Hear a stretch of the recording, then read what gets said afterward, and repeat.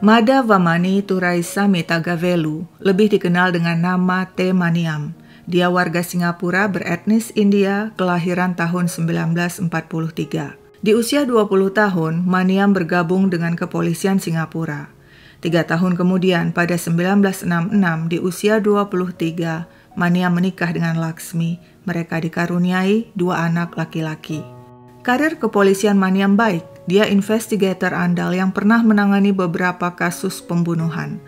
Namun meski karirnya solid, rumah tangganya kurang harmonis sebab Maniam sibuk dengan pekerjaannya. Di tahun 1981, Maniam menerima pengaduan dari seorang wanita bernama Julaiha Begum tentang tindakan KDRT yang dilakukan mantan suaminya yang telah memberinya 2 putri dan 2 putra. Julaiha warga India yang tinggal di Singapura. Dia baru saja bercerai dan mendapatkan hak asuh anak perempuannya yakni Sairah dan Fairos, sedangkan mantannya mendapatkan hak asuh anak laki-laki.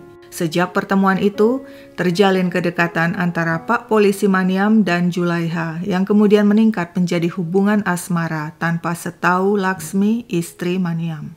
Setelah setahun bercinta-cintaan, Julaiha merengek minta dikenalkan kepada keluarga Maniam. Entah apa maksudnya, mungkin ingin mencari gara-gara. Maniam mengiyakan, lalu membawa Julaiha ke rumahnya dan mengenalkannya kepada sang istri Laksmi. Ini Julaiha yang dulu pernah kuceritakan padamu melapor soal KDRT, kata Maniam pada Laksmi. Laksmi awalnya tidak curiga dan menyambut baik perkenalan dengan Julaiha. Namun lambat laun perselingkuhan itu terbongkar juga. Tentu saja Laksmi marah. Akibatnya Maniam keluar dari rumah, pindah tinggal bersama kekasihnya Julaiha. Pada tahun 1990, Maniam dan Laksmi resmi bercerai, dan tahun berikutnya, 1991, Maniam langsung menikahi Julaiha. Meski sudah bercerai, hubungan Maniam dengan sang mantan Laksmi dan anak-anak tetap baik. Maniam tidak melupakan tanggung jawabnya kepada anak-anaknya. Kini Maniam melanjutkan hidup bersama Julaiha dan kedua anak perempuan Julaiha, yakni Sairah dan Fairos. Maniam dekat dengan kedua anak tirinya itu, dan sebaliknya kedua anak tirinya pun menyukainya. Di tahun 1993, Maniam pensiun dini dari kepolisian setelah 30 tahun bekerja. Saat itu usianya 50 tahun. Dia merasa telah memiliki cukup uang untuk membuka usaha sendiri, yakni penyedia jasa security. Demikianlah tahun demi tahun berlalu, dan pada April 1999, tak seorang pun menyangka ketika Maniam ditemukan tewas dibunuh di depan rumahnya dengan cedera parah di bagian kepala akibat benda tumpul. Berita pembunuhan Maniam, sang mantan investigator kepolisian Singapura, mengejutkan rekan-rekannya di kepolisian. Sungguh tragis, Maniam yang selama masa dinasnya kerap menangani kasus pembunuhan, kini malah jadi korban pembunuhan. Inspektur Gordon Toh yang dulunya merupakan anak didik Maniam mendapat tugas memimpin penyidikan pembunuhan Maniam. Pembunuhan terjadi di pagi hari 21 April 1999. Saat itu Maniam melangkah keluar rumahnya yang berlokasi di Phoenix Garden dan menuju mobil yang diparkir di pinggir jalan hendak berangkat bekerja. Tiba-tiba sebuah mobil pickup datang melaju dan menabrak bagian belakang mobilnya. 2 pria bergegas turun dari pickup dan menyerang serta memukuli Maniam berkali-kali dengan potongan besi. Serangan itu begitu brutal sehingga Maniam tewas terkapar di jalan aspal di depan rumahnya. Para pelaku segera kabur dengan mengendarai pick-up. Untung saja kejadian itu sempat disaksikan anak tiri Maniam yakni Fairos yang berusia 20-an dari jendela kamar tidurnya. Tetangga juga ternyata ada yang melihat kejadian itu. Kepada polisi, Fairos mengatakan tidak bisa melihat dengan jelas wajah kedua pria itu. Yang pasti tubuh mereka ramping. Salah satu lebih tinggi dari yang lain, dan sepertinya pria yang lebih tinggi itu adalah Loganatha, sedangkan pria yang satunya lagi model rambutnya seperti jamur. Kesaksian Fairos dikuatkan oleh tetangga yang juga melihat kejadian itu dan mengatakan pelaku menyerang Maniam dengan sebatang besi. Polisi memburu dan berhasil meringkus Loganatha Vankatesan di kawasan Little India. Pria itu ternyata tengah bersiap melarikan diri kembali ke negaranya India. Sementara itu, tim forensik yang memeriksa mobil Maniam menemukan bagian belakang penyok ditabrak. Ada bekas cat biru dan pecahan plastik tertinggal yang diduga milik kendaraan yang menabrak mobil Maniam. Lewat investigasi dan berdasarkan masukan dari informan, polisi berhasil menemukan pick-up yang menabrak mobil Maniam. Setelah bekas cat biru dan pecahan plastik dicocokkan, polisi yakin pick-up tersebut adalah kendaraan yang dipakai kedua pelaku. Pick-up itu ternyata milik seorang pria bernama Sarvesh Faran Ratnasamy yang mengatakan pada hari kejadian, dia meminjamkan pick-up itu kepada dua temannya, yakni Chandran Rajagopal dan Mani. Chandran bilang dia perlu pick-up untuk mengangkut lemari es. Dia tinggal di Changi Road. Pada 28 April 1999, polisi menggerebek kamar sewaan Chandran di Changi Road. Di dompet Chandran, polisi menemukan foto Maniam dan secari kertas berisi plat nomor mobil Maniam. Polisi yakin Chandran terlibat. Ternyata Chandran dan Loganatha adalah teman masa kecil. Keduanya warga negara India yang bekerja di Singapura. Mereka berasal dari desa Pudukupam di India. Lalu bagaimana dengan pria lainnya yakni Mani? Polisi tak berhasil menangkapnya karena dia sudah melarikan diri dari Singapura. Mani masuk dalam daftar buronan. Menurut polisi, Loganatha dan Chandran hanya orang suruhan, sedangkan dalang sesungguhnya di balik pembunuhan Maniam adalah orang yang sangat dekat dengan pria itu. Begini ceritanya. Pernikahan Maniam dan Julaiha ternyata tidak bahagia. Terlebih setelah Maniam pensiun di tahun 93, mereka semakin sering cekcok karena Julaiha boros, suka shopping dan bersenang-senang tanpa perhitungan. Julaiha juga kecewa sebab ketika mereka menikah, Maniam membeli rumah di daerah Jurong kecil hanya atas nama Maniam tanpa menyertakan nama Julaiha sebagai istri. Kekhawatiran Julaiha mulai tumbuh. Bagaimana jika suatu saat nanti Maniam meninggalkan dirinya seperti dulu Maniam meninggalkan istri pertamanya Laksmi? Bisa-bisa Julaiha tidak akan mendapatkan harta apapun dan hidup sengsara. Pikiran-pikiran buruk itu membuat Julaiha gelisah dan selalu curiga pada Maniam. Termasuk curiga Maniam berselingkuh dengan Fairoz, anak gadis Julaiha. Akibatnya, hubungan Julaiha dan sang suami Maniam selalu tegang dan penuh percekcokan. Biasanya setelah bertengkar dengan Maniam, Julaiha akan melampiaskan amarahnya kepada Fairoz dan Sairah dengan memukul dan melempari keduanya dengan barang-barang. Hal itu membuat Fairoz dan Sairah benci pada ibu mereka, dan sebaliknya semakin sayang pada Maniam, sang ayah tiri yang baik dan sabar. Suatu hari untuk menenangkan kegelisahan Julaiha, Maniam membeli lagi sebuah rumah di daerah Phoenix Garden. Kali ini atas namanya dan Julaiha. Mestinya Julaiha gembira. Tapi ternyata tidak. Tingkahnya malah bertambah ganjil. Dia semakin curiga akan hubungan cinta Maniam dan Fairoz. Dia cemburu melihat kedekatan mereka. Dia juga cemburu melihat kedekatan Maniam dengan anak-anaknya dari istri pertama. Julaiha khawatir nantinya harta Maniam akan jatuh ke tangan mereka.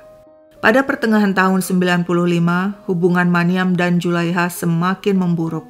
Meski begitu, Maniam tetap ingin mempertahankan pernikahannya karena dia mencintai Julaiha. Namun di tahun 96 terjadi hal yang mengubah segalanya. Saat itu Julaiha menyewa jasa seorang pemuda warga India bernama Loganatha Venkatesan untuk menebang pohon mangga di kebun rumah. Loganatha yang berusia 22 tahun menggoda Julaiha yang saat itu berusia 48 tahun dan masih tampak manis. Julaiha yang kesepian senang dengan perhatian Loganatha. Sejak perkenalan itu, hubungan mereka berlanjut menjadi asmara membara. Julaiha kerap kencan berduaan dengan Loganatha, tentu saja tanpa sepengetahuan sang suami Maniam. Namun apes bagi Julaiha pada suatu malam di bulan Oktober 96 saat dirinya dan Loganatha tengah bergandengan tangan jalan-jalan di kawasan Teck Whye, Maniam dan Fairoz memergoki mereka. Keduanya kaget tak menyangka Julaiha berselingkuh. Maniam yang emosi menyerang Loganatha. Loganatha yang tidak terima dengan didukung Julaiha melaporkan Maniam dan Fairoz kepada polisi yang kemudian menyatakan Maniam bersalah sebab dia menyerang Loganatha terlebih dulu. Pria itu dikenai denda, sementara Fairoz dibebaskan. Tidak puas dengan ganti rugi yang kecil, Loganatha mengajukan tuntutan perdata ganti rugi yang lebih besar terhadap Maniam. Prosesnya berlarut-larut dan masih terus berlanjut di pengadilan. Sementara itu, Julaiha yang merasa pernikahannya dengan Maniam sudah hancur, mendatangi kediaman Maniam dengan ditemani dua pria temannya. "Aku mau pindah dari rumah ini dan mengambil barang-barangku." Maniam marah, dia menolak, dia masih menganggap Julaiha istrinya. Akibatnya pecah pertengkaran hebat di antara mereka. Para tetangga yang mendengar keributan segera memanggil polisi yang langsung memerintahkan kedua teman Julaiha pergi. Polisi juga minta agar Julaiha segera mengambil barang-barangnya dan pergi untuk mencegah pertengkaran lebih lanjut. Sebelum pergi, Julaiha sempat mengancam Maniam, "Akan kubunuh kau Maniam," dan ancaman itu didengar Fairoz. Sejak saat itu, Julaiha tinggal bersama pacar berondongnya Loganatha di apartemen sewaan di Tah Ching Road. Julaiha tidak tinggal diam. Dia mengajukan gugatan hukum kepada Maniam agar rumah mereka dijual. "Aku minta 50% dari hasil penjualan rumah." Maniam keberatan. 40% tawarnya. Tapi Julaiha menolak dengan sengit. Proses gugatan terus berlangsung dan tahun 98 hakim malah memutuskan Julaiha hanya mendapatkan 20% dari hasil penjualan rumah, sedangkan Maniam mendapat 80%. Betapa marah Julaiha. Kebenciannya kepada Maniam yang tinggal serumah dengan Fairoz dan Sairah semakin memuncak. Julaiha tahu dirinya masih berstatus istri sah Maniam, dan jika Maniam mati maka dia akan menguasai seluruh hartanya. Pada Juni 1999, Julaiha mulai merancang pembunuhan Maniam dengan minta bantuan pacarnya Loganatha serta teman-teman Loganatha lainnya yang akhirnya berujung dengan tewasnya Maniam di depan rumahnya pada 21 April 1999. Ketika polisi menangkap si dalang Julaiha dan kedua anteknya yakni Loganatha dan Chandran, ketiganya serentak membantah. Mereka tidak membunuh Maniam. Di persidangan, Julaiha membela diri dan menjelaskan dia tidak punya motif untuk membunuh sang suami Maniam. Selama ini hubungannya dengan Maniam harmonis dan dia tidak pernah berselingkuh dengan Loganatha. Menurut Julaiha, yang bermasalah adalah putrinya Fairoz yang menjalin asmara dengan Maniam si ayah tiri. Fairoz mengancam akan membunuh sang ibu Julaiha agar bisa menikah dengan ayah tirinya. Sebab itulah menurut Julaiha dia terpaksa meninggalkan rumah dan minta bantuan temannya Loganatha yang sejak itu menjadi dekat dengannya. Pengakuan sang ibu dibantah Fairoz dan Sairah yang menegaskan Julaiha lah yang bermasalah. Selalu marah-marah dan curiga kepada Maniam, Fairoz, dan Sairah, serta diam-diam berselingkuh dengan Loganatha. Menurut Fairoz, sebelum Julaiha pergi dari rumah, ibunya itu sempat mengancam akan membunuh Maniam. Fairoz dan Sairah mengaku selalu menjadi sasaran kemarahan dan penganiayaan sang ibu setiap kali wanita itu bertengkar dengan Maniam. Di persidangan, Loganatha dan Chandran membantah terlibat pembunuhan Maniam. Loganatha juga menegaskan dirinya tidak pernah berselingkuh dengan Julaiha. Menurut Loganatha, Maniam pernah menyerang dirinya sehingga dia mengajukan gugatan perdata untuk mendapatkan ganti rugi. Tapi kasus itu berlarut-larut dan belum ada titik temu antara dirinya dan Maniam. Nah, kebetulan Loganatha membutuhkan uang untuk biaya pengobatan ayahnya di India. Sebab itu dia berniat menemui Maniam untuk meminta uang dan sebagai gantinya, Loganatha bersedia berdamai dan menarik gugatannya. Tapi dia tidak berani datang sendirian menemui Maniam karena khawatir pria itu akan marah. Sebab itu dia ajak temannya Chandran, Mani, dan Raffi untuk bertemu Maniam. Tapi kemudian hanya Chandran dan Mani yang ikut sedangkan Raffi batal ikut. Dan demikianlah menurut pengakuan Loganatha pada pagi 21 April 1999, dia, Chandran, dan Mani dengan mengendarai mobil pickup yang dikemudikan Mani mendatangi Maniam di rumahnya. Saat itu Maniam tampak keluar rumah dan menuju mobil hendak berangkat kerja. Loganatha CS menghampirinya dan menjelaskan maksud kedatangannya. Tapi Maniam malah menghujat dengan kata-kata kasar. "Kalau kalian mau uang, bawa dulu ibu kalian ke sini supaya bisa kutiduri." Menurut pengakuan Loganatha dan Chandran, mendengar penghinaan itu, Mani mengamuk dan langsung menyerang serta memukuli Maniam berkali-kali dengan sebatang besi hingga tewas meskipun Chandran berusaha menghentikan.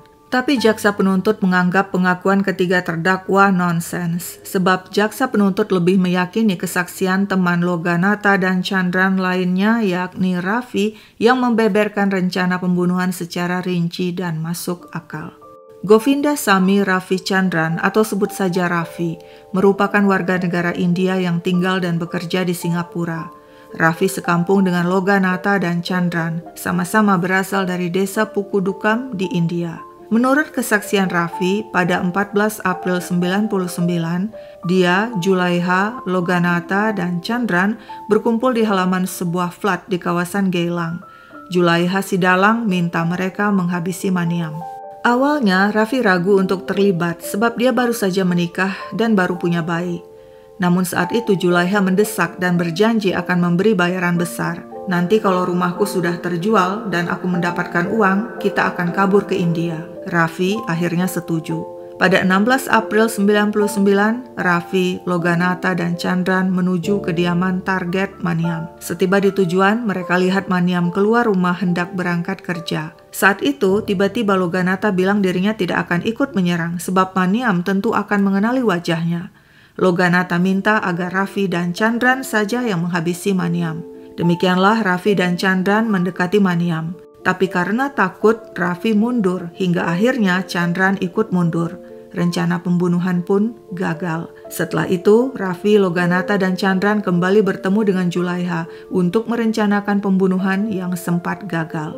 Mereka sepakat aksi selanjutnya akan dilakukan tanggal 19 April. Chandran bilang upahnya 14 juta. Nanti kalau berhasil, Julaiha akan memberi kita tambahan, katanya pada Raffi. Demikianlah pada pagi 19 April, Raffi, Loganatha, Chandran, dan seorang teman bernama Mani yang baru saja direkrut mendatangi kawasan rumah Maniam. Tapi Raffi yang sebenarnya takut berusaha mengulur waktu dan mengajak teman-temannya minum bir dulu di sebuah kedai. Setelah itu barulah mereka kembali mendatangi kediaman Maniam. Tapi mobil pria itu sudah tidak ada. Berarti Maniam sudah pergi meninggalkan rumah.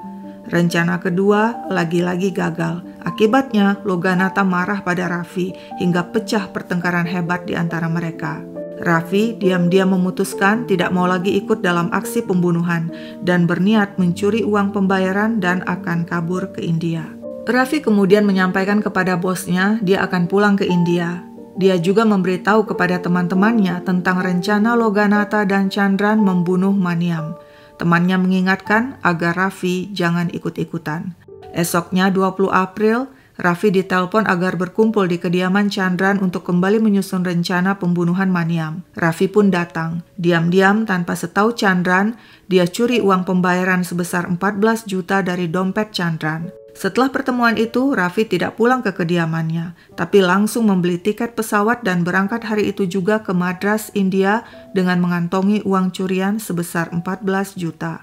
Nah, menurut Raffi, setelah pembunuhan terjadi, di India dirinya didatangi ibu Chandran yang minta dirinya mengembalikan uang yang dicurinya dari dompet Chandran. Tak disangka-sangka, Raffi juga didatangi polisi Singapura yang menanyai keterlibatannya dalam pembunuhan Maniam. Saat itulah Raffi menjelaskan kronologi rencana pembunuhan kepada polisi. Pengakuan Raffi juga didukung oleh saudara laki-lakinya dan teman-temannya yang lain yang juga mengetahui rencana pembunuhan Maniam. Setelah melewati rangkaian persidangan yang berlangsung kurang lebih sebulan, pada 14 Maret 2000, hakim akhirnya menyatakan ketiga terdakwa yakni Julaiha, Loganatha, dan Chandran terbukti bersalah melakukan pembunuhan berencana.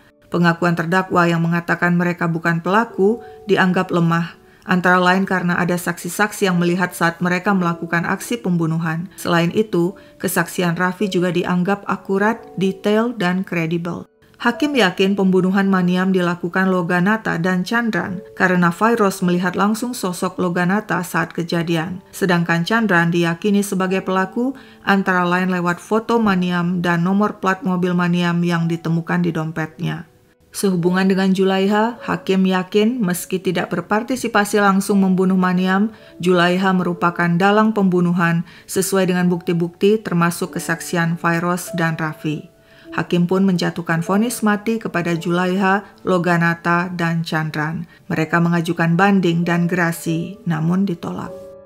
Kurang lebih setahun kemudian, ketiga terpidana bersiap-siap menjalani eksekusi. Sebelum eksekusi dilaksanakan, si dalang Julaiha memohon untuk terakhir kalinya bertemu kedua putri kandungnya. Namun mereka menolak. Ketika diwawancarai dalam sebuah program dokumenter, Fairoz tidak menjelaskan alasan penolakan menemui ibunya untuk terakhir kali sebelum dieksekusi. Namun dia berkata, "Ibu telah memberi aku dan Sairah seorang ayah yang mencintai kami. Namun dia juga yang akhirnya merenggutnya dari kami." Fairoz menegaskan dia tidak membenci ibunya, tapi membenci tindakan sang ibu yang telah membunuh Maniam, ayah tiri yang dicintainya. Saat fajar pada Jumat 16 Februari 2001, Julaiha, Loganatha, dan Chandran digantung di penjara Changi, Singapura. Julaiha menjadi wanita pertama yang dieksekusi gantung di Singapura di abad ke-21 karena kasus pembunuhan berencana. Sekian dulu ceritaku, sampai jumpa kapan-kapan.